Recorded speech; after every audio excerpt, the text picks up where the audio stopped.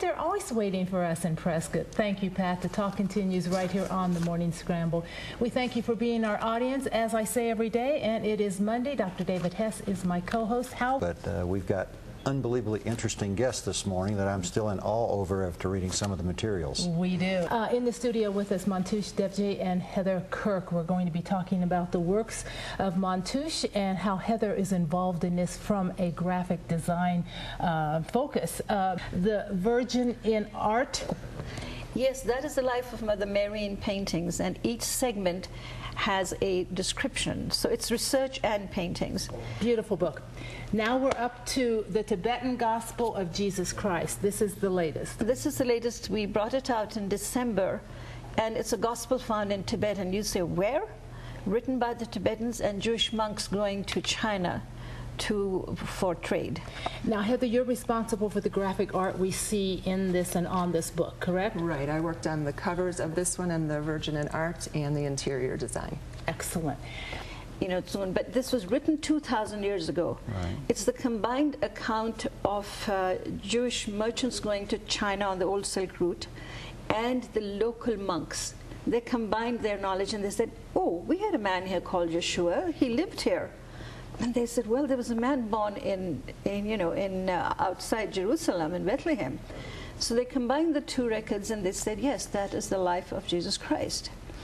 But the actual records are written right after the death of Jesus. Mm-hmm. So, the two of you, how did this collaboration come about?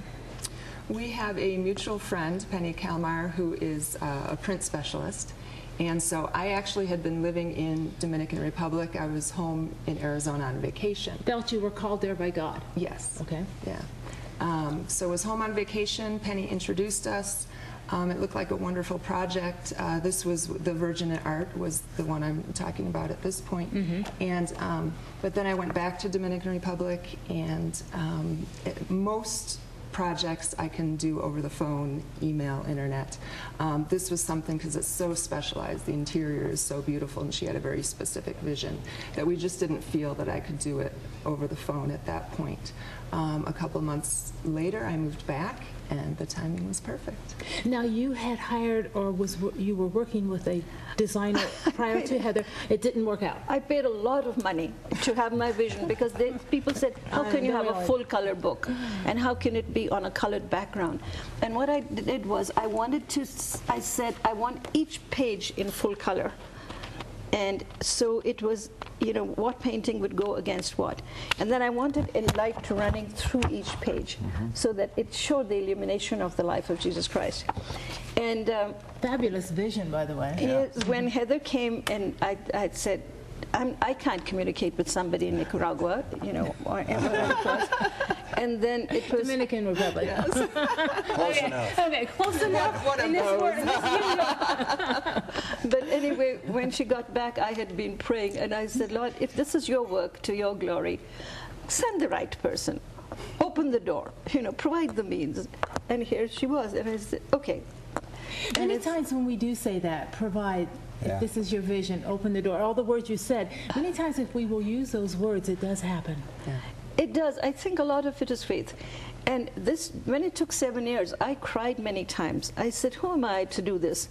Because who are we to do this? This is, you know, it's theologians do it, and great scholars do this. So we said, if you're going to use us, make us worthy, so that we can do something which will unite people and generate excitement and the sheer beauty of these books, you know. And so this is how it came about. Short commercial break right now. When we come back, more with Montouche and Heather. We're going to talk more about the Tibetan Gospel of Jesus Christ and look at some of Heather Kirk's offerings.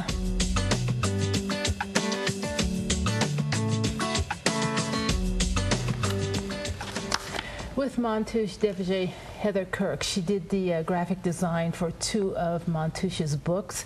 She is an artist, she is a photographer, and she is also a graphic designer. A poem in your book entitled Exploring Eternity, I must speak to this because it speaks to me so completely. Speak about how we seek everywhere else for answers when the answer is right in front of us, waiting for us to open our eyes. And I think there's a line in it that talks about closing our eyes to what is right there. And then I think about how little children do peekaboo and they think you're not there. And if we close our eyes, you know, we can pretend that God's eyes are closed as well. But he's just there waiting for us to open our eyes and How would see you him. describe your work? I do a lot of floral photography, I do landscape photography, and then also construction equipment. Doesn't quite fit in there. But I really believe, and it's really a metaphor for people. So the flowers, I'll pull out the backgrounds, put on a black or a white background, so I'm separating them contextually from the normal environment. I might cut them apart, rearrange, photograph the undersides.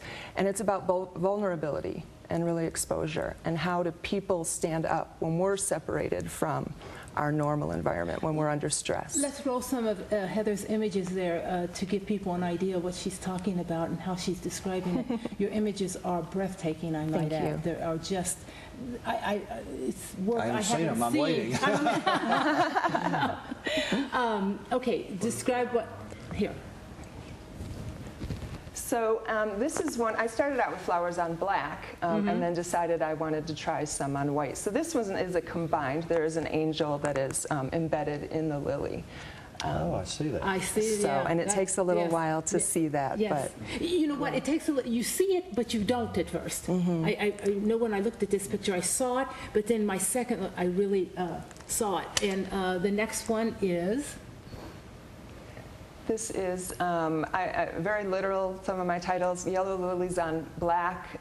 Again, it shows a little bit of the underside of the lilies, and a lot of people, again, there's things you don't notice at first, but the bow at the bottom is made out of petals from the lily. Yes, yes. See, now when you first look, you just think more flower. It is more flower, but it's the way you have arranged it. Right. That is very, very Now you're nice. trying to reflect God's creations in these flowers? Yeah, I feel God has chosen me to highlight his creation. And yet I want people to not just see the creation, but the creator. My goal is to guide people back to the creator. Then there's other series that I show a lot of dead plants. Oh, great.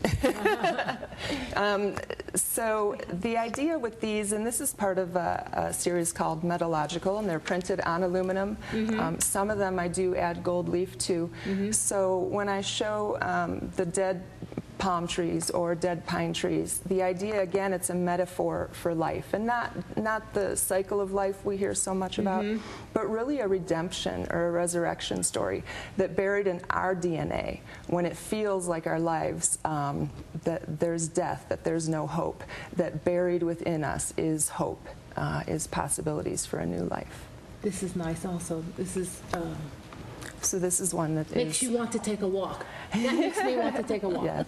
Now you have an exhibition coming up? I Heather? do. Tell us it about is Saturday, May 11th.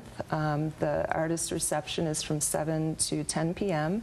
It's in Chandler, Arizona at it's Barrel House American Kitchen and Cocktails in Chandler, 2050 North Alma School Road in Chandler.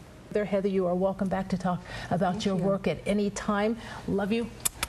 Thank you. Thank you. Thank you, Tonya. Doctor, I'm so privileged to know you. Thank you. Wonderful to meet you.